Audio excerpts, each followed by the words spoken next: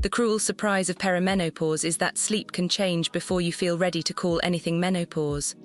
For many women in their 40s and early 50s, nights become lighter, hotter, more anxious, or more interrupted, even when life looks the same on paper. This is Healthspan Lab, where we cut the hype and look at what the science actually says. Today we are covering non-prescriptive levers that may help. Bedroom cooling, consistent timing, strength training, daylight and movement, caffeine and alcohol timing, a calming wind-down routine, and knowing when to ask a clinician. This is general educational information, not medical advice. Perimenopause symptoms, sleep disorders, mood changes, thyroid issues, medications, and other conditions can overlap. So talk with a doctor or qualified clinician before making major changes or assuming you know the cause. Bedroom cooling is the most immediate lever because night sweats and heat sensitivity can fragment sleep.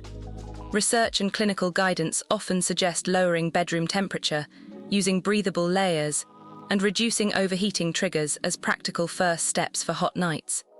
This does not mean turning the room into an icebox. It means making it easier to cool down quickly when your body feels too warm. Try lighter bedding, moisture-wicking sleepwear, a fan, a cool pillow surface, layered blankets you can remove, or keeping water nearby. It is best for women who wake up hot, sweaty, or restless and then struggle to fall back asleep. The caveat is that night sweats can have multiple causes, including infection, medications, thyroid issues, sleep apnea, alcohol, or other medical factors. If symptoms are intense, new, or concerning, do not just buy bedding. Ask a clinician. Do it today tip. Prepare the bed in layers so you can adjust without fully waking. A consistent sleep schedule helps because perimenopause can make sleep more fragile, and irregular timing adds another layer of disruption. Research suggests circadian regularity supports sleep quality for many adults. When bedtime and wake time swing wildly, your body may not know when to prepare for sleep, temperature changes, and alertness. This is best for women whose sleep feels unpredictable and whose weekends or late work nights reset the clock. Start by anchoring the wake time most days and building a gentle wind-down before bed. The caveat is that life in midlife is often complicated. Caregiving, work stress, teenagers, aging parents, and symptoms can all interfere. Consistency is a support, not a moral test. If insomnia is persistent, schedule alone may not be enough. Do it today tip. Choose a realistic wake time, then create a repeating evening cue that begins the same way most nights. Strength training may support sleep indirectly by improving body composition, insulin sensitivity, mood, musculoskeletal comfort, and confidence, all of which can matter during midlife. Some guidance often encourages a couple of strength sessions per week for general adult fitness, but the exact approach should fit your health, training history, and symptoms. It is best for women who want a health span habit that reaches beyond sleep alone. Start with safe basics. Squats to a chair, hip hinges, rows, presses, step-ups, or resistance bands, ideally with coaching if you are new. The caveat is that exercise too late, too hard, or too suddenly can backfire by increasing soreness or alertness. Joint pain, pelvic floor symptoms, dizziness, or medical concerns deserve individualized guidance. Do it today tip. Schedule one short, easy strength session earlier in the day this week and focus on form rather than exhaustion. Daytime daylight and movement help set the biological stage for nighttime sleep. Morning light gives your brain a timing cue, while daytime activity builds healthy sleep pressure and can support mood. Research suggests physical activity is associated with better sleep for many adults, though timing and intensity matter. This is best for women who spend most of the day indoors, seated, and mentally overloaded. Start with a walk outside, errands on foot, gardening, or light movement breaks during work. The caveat is that fatigue during perimenopause can be real, and pushing hard when you are depleted may make things worse. The goal is not punishment.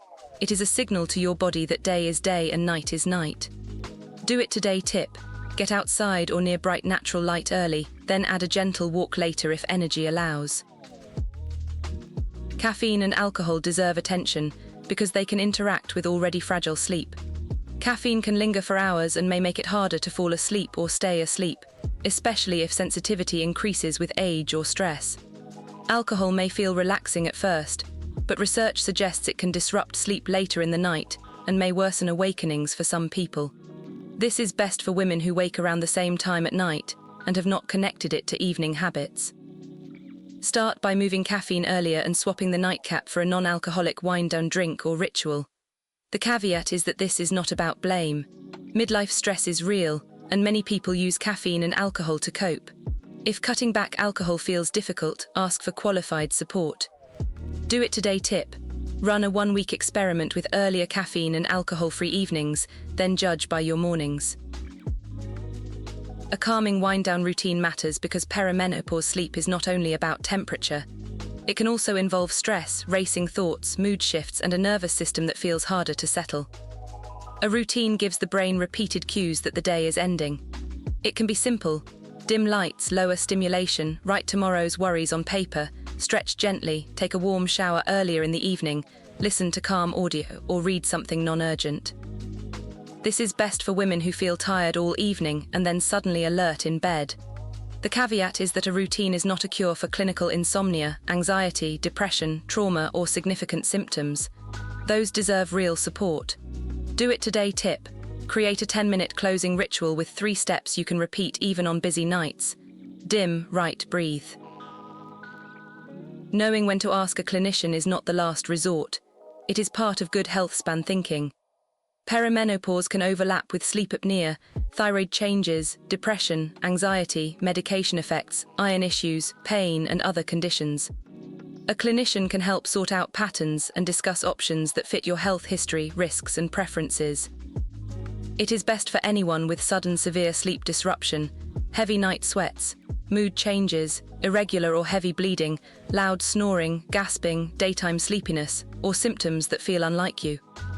The caveat is that not every clinician has deep menopause training, so it may help to seek someone experienced in midlife women's health or sleep medicine. Do it today tip. Track sleep, cycle changes, hot flashes, alcohol, caffeine, and mood for a couple of weeks. Then bring that pattern to the appointment instead of relying on memory. The surprise of perimenopause sleep is that it can feel personal, random, and frustrating, but there are still practical levers. Start with cooling the bedroom because it is immediate. Stabilize your sleep schedule, add strength training in a sustainable way, get daylight and movement during the day, review caffeine and alcohol timing, and build a calming wind-down routine.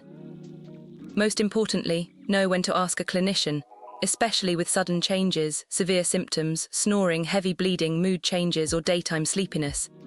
This is educational information, not medical advice, and perimenopause is exactly the kind of season where individualized care matters. Subscribe to Healthspan Lab for calm, evidence-aware guidance without hype or shame. Small, steady habits compound, so pick one, start this week, and let your future self thank you.